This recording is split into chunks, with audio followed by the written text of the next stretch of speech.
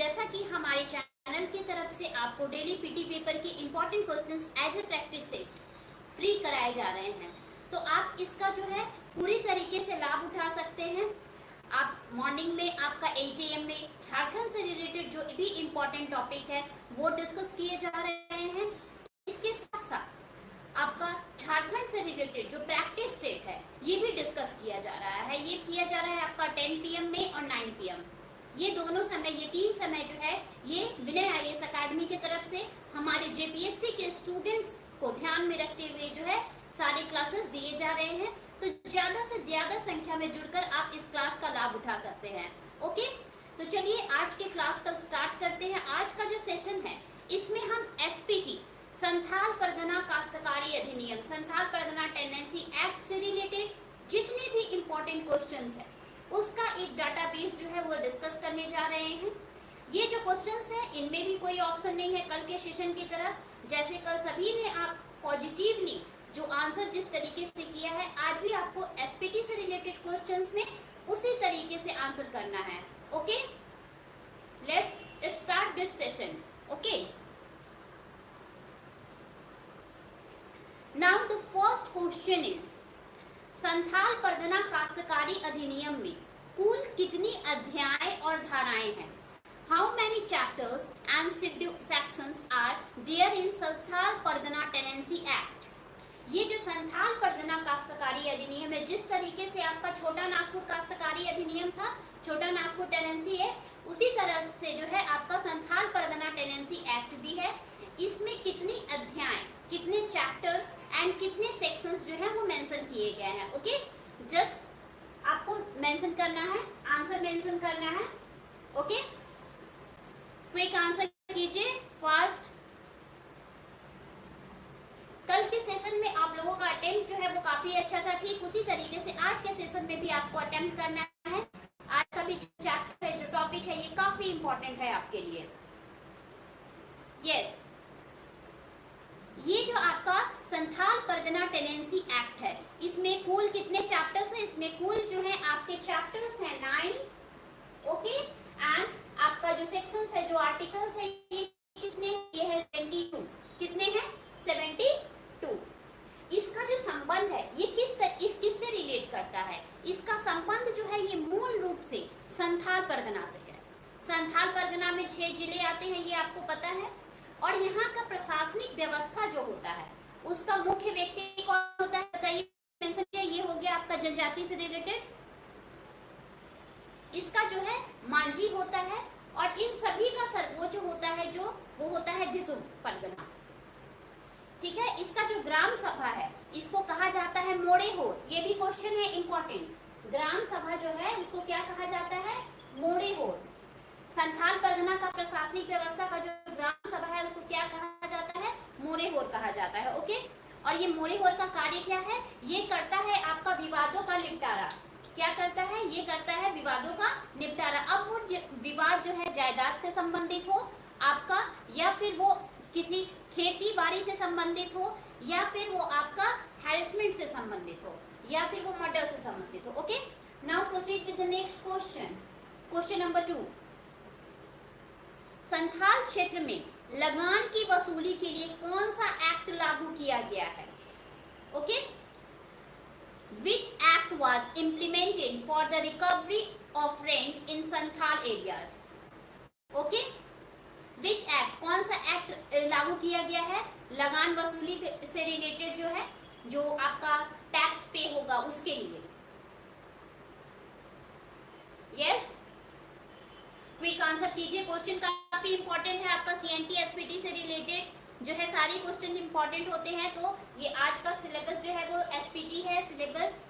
Yes, mention कीजिए। Yes, very good. The right answer is rent regulation act.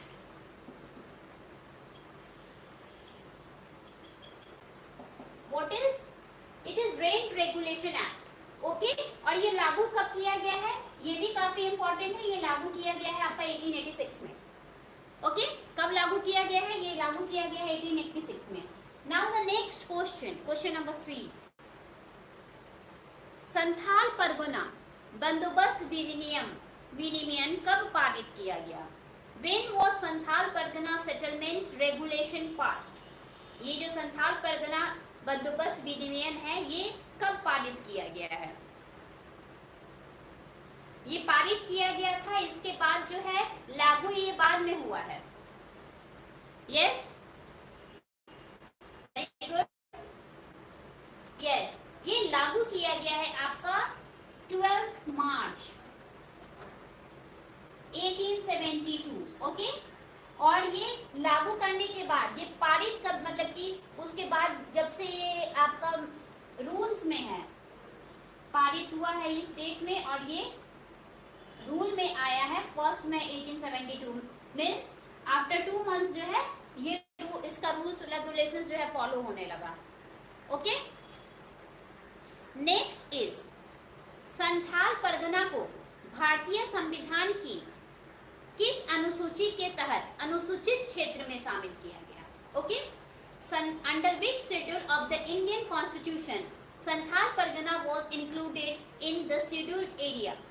किस अनुसूची के साथ संथाल परगना को जो है अनुसूचित क्षेत्र में शामिल किया गया है, बताइए।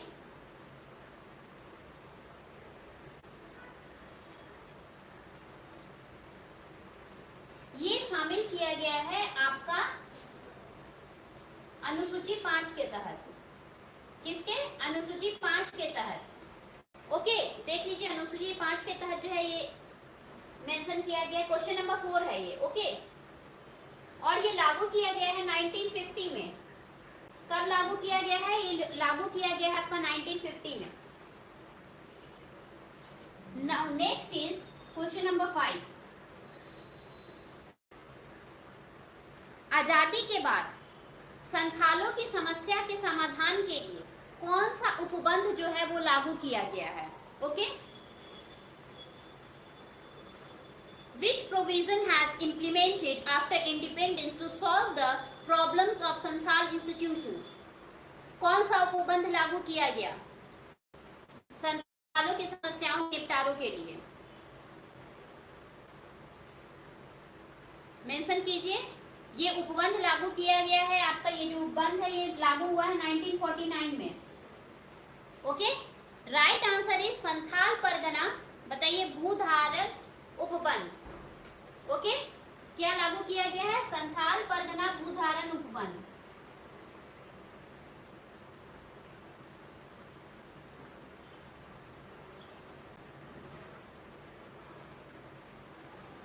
Okay,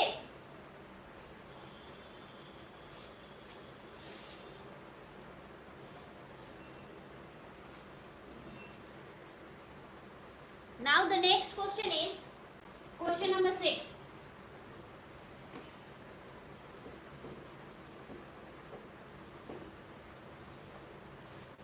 Okay, question number 6। SPT act की किस धारा के तहत ये प्रावधान है कि जमींदार, ग्राम प्रमुख या मूल रैयत वस्तु के रूप में लगान स्वीकार नहीं करेगा? Under which section of the SPT act there is a provision that the landlord, village head और raiyat will not accept rent in the form of goods? ये किस आर्टिकल में मेंशन किया गया है, बताइए। इसका एक क्लू है, ये चैप्टर 5 में है, अध्याय 5 में है। ओके, किसमें है? चैप्टर 5 में। तो चैप्टर 5 में जो जो आर्टिकल्स आते हैं उसको एक बार रिमाइंड कीजिए। चैप्टर 5 में आपका कौन कौन सा आर्टिकल आता है, रिमाइंड कीजिए। यस, ये आपका हो गया आर्टिकल 43। ओके, इसी के तहत जो भी लगान है उसके लिए जो है ये वस्तु के रूप में स्वीकार नहीं होगा, ये किसी के भी द्वारा। ठीक है, जो भी प्रावधान बनाया गया है उसमें जो भी है, जो टैक्स पे होता है वो एज अ गुड्स पेएबल नहीं होगा, ये एज अ गुड्स जो है वो एक्सेप्टेबल नहीं है। Okay, now the next question is question number 7। Article 48 के अकॉर्डिंग लगान की रसीदों एवं लेख से जुड़ा रिकॉर्ड जो है वो किस अधिकारी के कार्यालय में रहना अनिवार्य होगा? Under section 48, which office will be mandatory to keep the records related to the rent receipts and the accounts? किसके कार्यालय में जो है ये रखना जो है अनिवार्य होगा, बताइए। क्विक फास्ट आंसर कीजिए।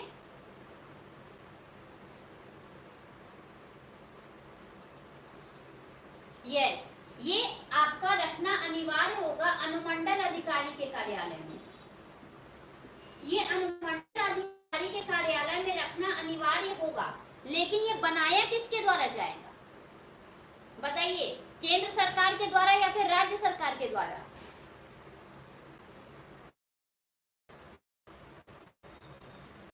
ये बनाया जाएगा आपका राज्य सरकार के द्वारा। स्टेट गवर्नमेंट जो है ये इसको बनाएगी और बनाने के बाद जो है अनुमंडल अधिकारी को देगी इसको रखने के लिए। Okay, next is question number 8। SPT act के आर्टिकल 52 के तहत जमींदार या उसके एजेंट बंदोबस्ती लगान के अगर अतिरिक्त लगान की वसूली करते हैं तो उसके लिए किस दंड का प्रावधान है? If the landlord or his agent recover additional rent in the addition to the settlement rent, what is the provision of punishment for him under section 52 of the SPT Act? दंड के लिए क्या प्रावधान है? अगर अतिरिक्त लगान की वसूली की जाती है जमींदारों के साथ तो दंड के लिए क्या प्रावधान दिए गए हैं, बताइए।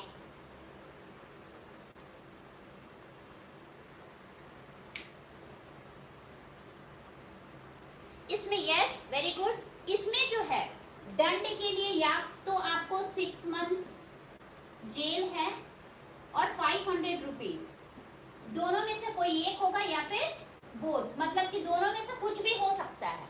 आपका जो पनिशमेंट है ये दोनों हो सकता है। Okay, now the next is question number 9। Article 55 के अकॉर्डिंग लगान की वसूली के लिए रैयतों के विरुद्ध किस समय सीमा के भीतर अन्य मुकदमे जो हैं वो दर्ज नहीं किए जाएंगे? With in what time limit will no other case will be filed against the rayats for the recovery of rent under the section 55? समय सीमा, टाइम पीरियड पूछा जा रहा है कि अगर लगान वसूली के लिए रैयत के विरुद्ध अगर कोई केस ऑलरेडी है तो ये जो है इसका एक टाइम पीरियड है कि किस टाइम पीरियड के बीच में जो है मुकदमा दर्ज नहीं होगा। कौन सा टाइम पीरियड, किस टाइम पीरियड के बाद जो है ये मुकदमा दर्ज किया जाएगा? Yes, very good, nice nice, yes, the right answer is 6 months। Okay, 6 महीने की समय सीमा है। इस प्रावधान में लगान वसूली के लिए जो है रैयत के खिलाफ जितने भी रूल्स एंड रेगुलेशंस हैं वो मेंशन किए गए हैं। Okay, now the next question is question number 10। Okay,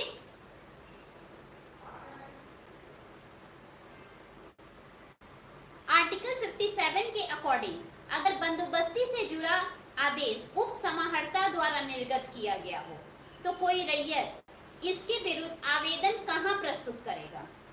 under section 57, if the order related to the settlement has been issued by the deputy collector, then where will a rayat submit an application against it?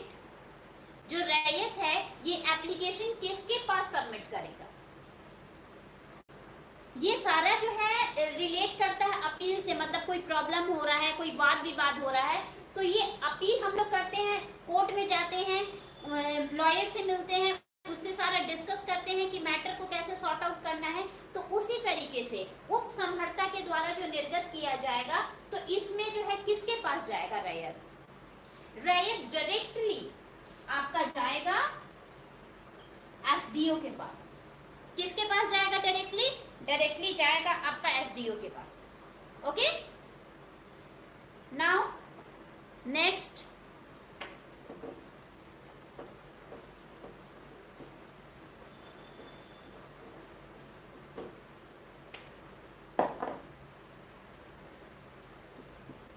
Question number 11।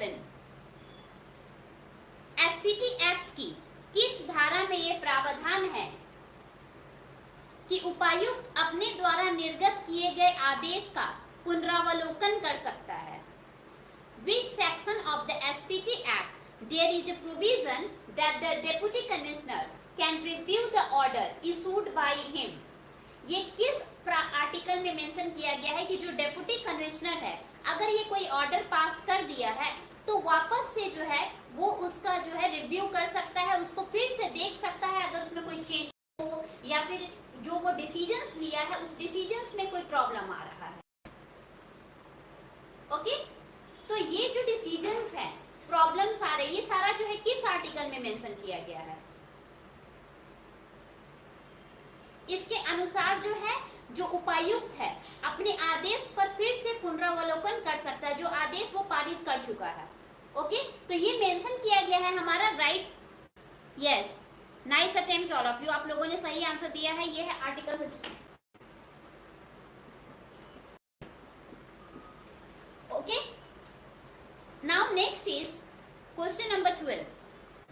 SPT act की किस धारा में यह प्रावधान है कि युक्ति द्वारा निर्गत आदेश को परिवर्तित करने या फिर रद्द करने के लिए न्यायपालिका में कोई भी वाद दर्ज नहीं होगा?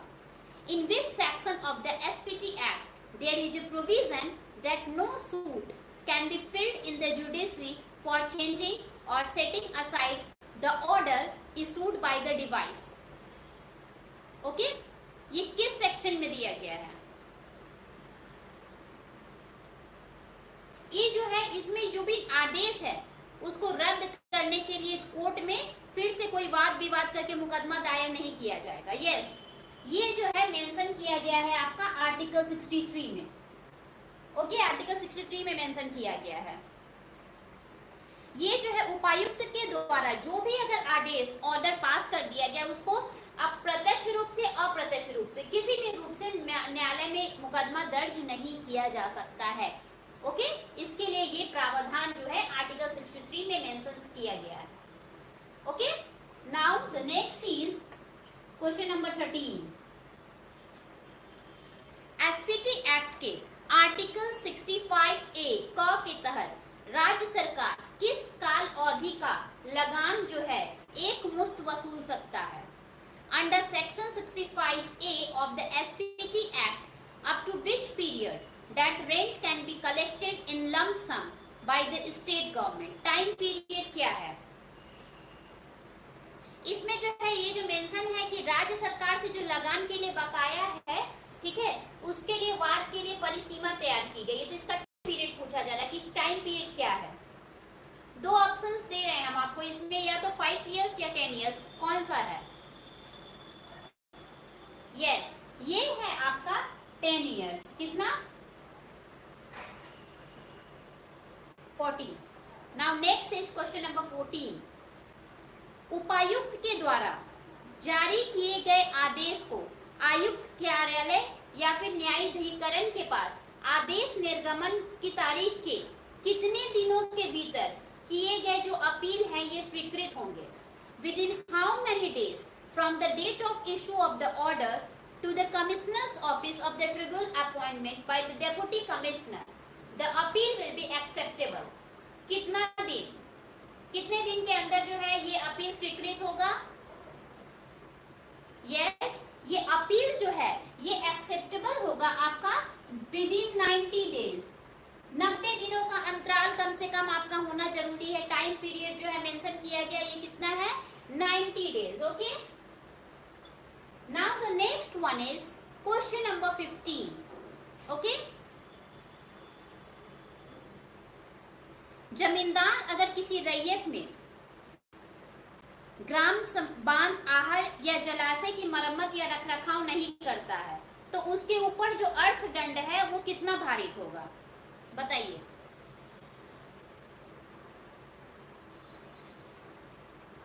दंड कितना निर्धारित किया जाएगा?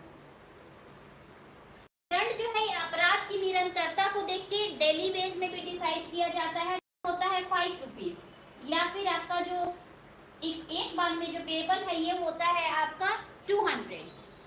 ओके, ये सारा चीज जो है ये मेंशन किया गया है आपका चैप्टर 9 में। ये दंड से रिलेटेड जो प्रावधान है ये अध्याय 9 में वर्णित है। ओके, अध्याय 9 का article 7। Okay, now the next is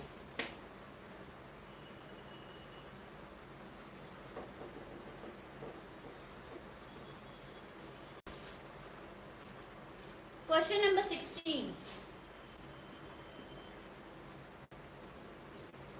SPT act 1949 में कोई भी आदिवासी रैयत किसी दूसरे आदिवासी रैयत को भूमि हस्तांतरित कर सकता है।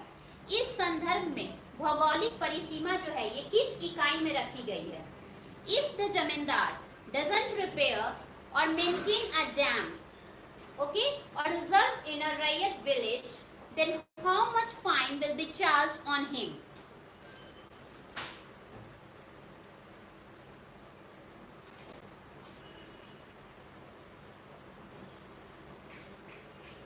सॉरी, ये जो कन्वर्सन है ये प्रीवियस क्वेश्चन का है।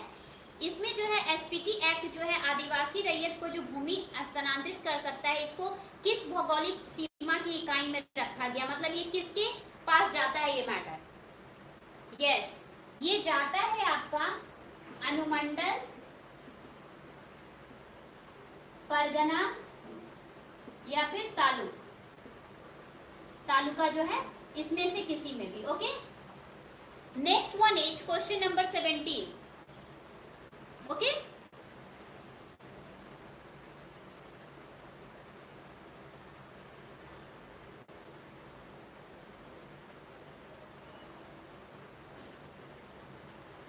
संथाल परगना सिविल न्यायालय अधिनियम जो है ये कब लागू किया गया है?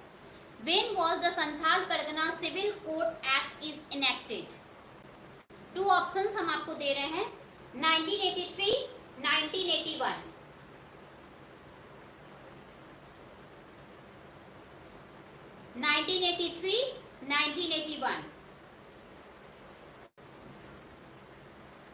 ये आपका जो है इम्प्लीमेंट हुआ है 1981 में। कब मेंशन किया गया है? 1981 में। इस संशोधन के जरिए जो है संथाल परगना जिले में Bengal, Agra, okay, Assam civil court 387 के अधीन जो है स्थापित सिविल न्यायालय के रूप में जो भी कार्य किया जाता है या कार्य करने के लिए जो भी आदेश हैं उसके द्वारा जो कार्य विधि है उसको मान्य किया जाएगा, मतलब वो जो है प्रोसेस में होगा। Okay, now the next is question number 18।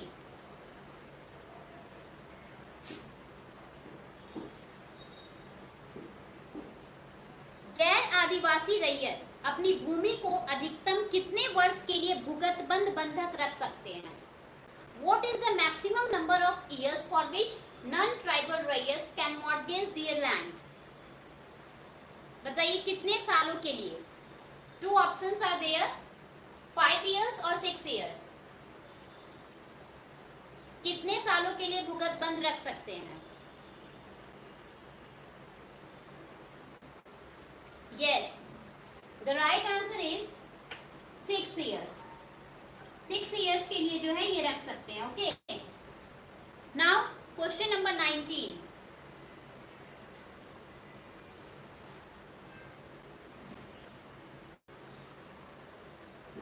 Article 21 के अकॉर्डिंग अगर गैर आदिवासी की जोत का भूगतबंध अवधि समाप्त होने के बावजूद भी कोई उस पर अपना अधिकार नहीं छोड़ता, उसका जो जमीन है, लैंड है, उस पे से जो है वो अपना राइट नहीं हटाता है, तो उसके लिए पनिशमेंट क्या है? Under section 21, if a non-tribal holding of a land is not forfeited even after the expiry of the period of payment, then what punishment can be given to him? इसमें punishment क्या है? ये punishment financial है या फिर उनको jail भेजा जाता है या फिर दोनों है पनिशमेंट? यस, मेंशन कीजिए।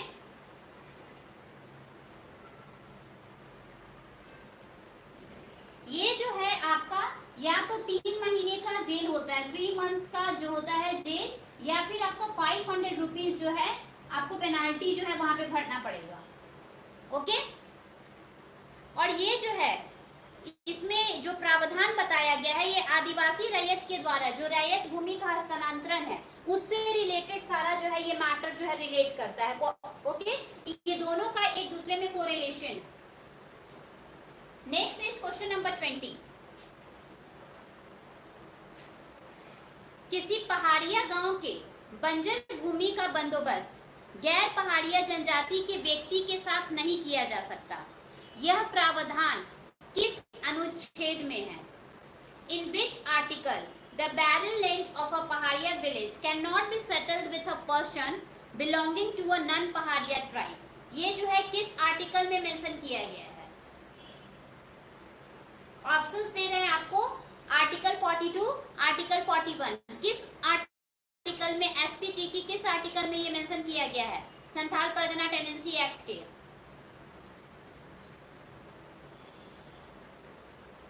क्विक आंसर कीजिए। ये जो है पहाड़िया गांव में जो होल्डिंग होता है उसमें जो गैर पहाड़िया व्यक्ति है, जो जमीन है, उसके साथ ये बंदोबस्ती नहीं कर सकता है। ये सारा प्रावधान जो है इस आर्टिकल में मेंशन किया गया है। Okay, what article? ये आर्टिकल क्या है? ये है आपका आर्टिकल 41। क्या है? आपका आर्टिकल 41 है। ओके, नाउ नेक्स्ट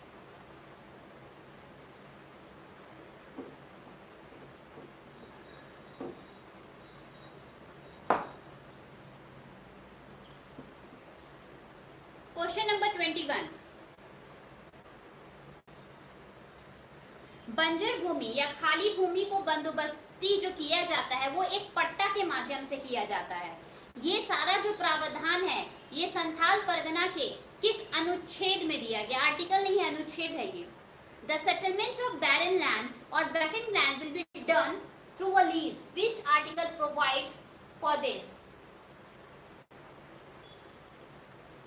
मेंशन कीजिए जल्दी। यस, इसमें जो है बंजर भूमि की जो बंदोबस्ती होती है वो एक पट्टे के माध्यम से होती है, जिसमें कि आपका 4 जो है प्रति रेडी किया जाता है। ओके, 4 डिवाइड में, ये 4 पार्ट्स में डिवाइड होता है। इसमें जो है एक जो है किसको जाता है? उपायुक्त को दिया जाता है। किसको दिया जाता है? एक है उपायुक्त को दिया जाता है, एक प्रति भूस्वामी को दिया जाता है, एक जाता है आपका ग्राम प्रधान को। ओके, एक जाता है ग्राम प्रधान को और दूसरा जो जाता है, लास्ट वन जो है, वो किसको दिया जाता है? मूल रैयत को। मतलब ये चारों जो प्रति है ये कहाँ है? उपायुक्त, भूस्वामी, ग्राम प्रधान और मूल रैयत को दिया जाता है। Okay, now next question is, किसी ग्राम प्रमुख एवं जमींदार के द्वारा बंजर भूमि में बंदोबस्ती करने हेतु किसकी मंजूरी जो है अनिवार्य होती है?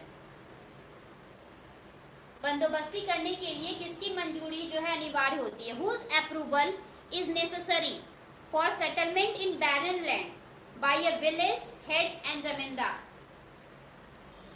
किसकी मंजूरी जो है जरूरी होती है? बताइए।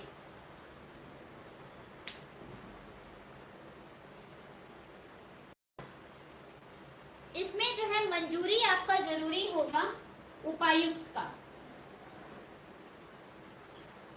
किसका मंजूरी जरूरी है?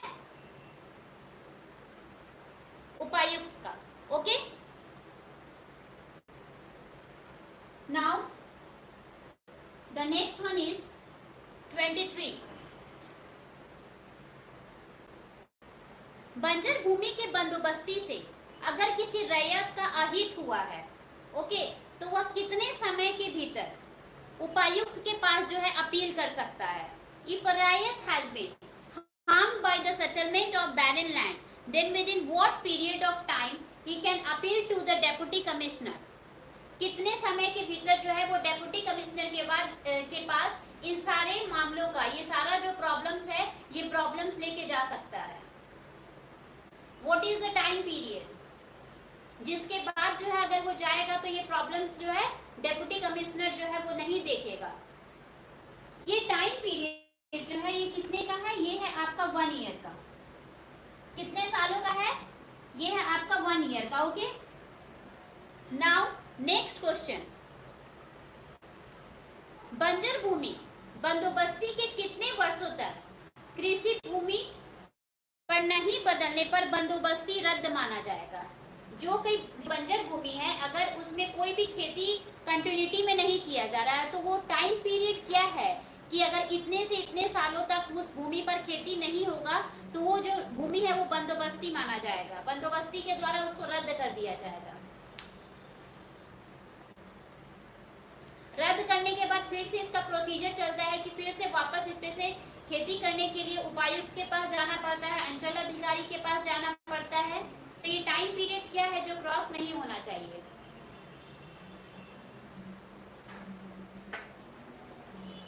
ये टाइम पीरियड जो है ये आपका होना चाहिए 5 इयर्स का। कितना टाइम पीरियड होना चाहिए? 5 इयर्स। ओके, आज के सेशन के लिए 24 क्वेश्चंस है आपका एसपीटी टेनेंसी एक्ट से रिलेटेड। ओके, नेक्स्ट जो आपका कल का सेशन होगा इसमें झारखंड का मिक्स, सारे सिलेबस से मिक्स जो है 1 लाइनर क्वेश्चंस जो है डिस्कस किया जाएगा। ओके, तो इसी तरह हमारे चैनल के साथ जुड़े रहें। That's all for today, thank you.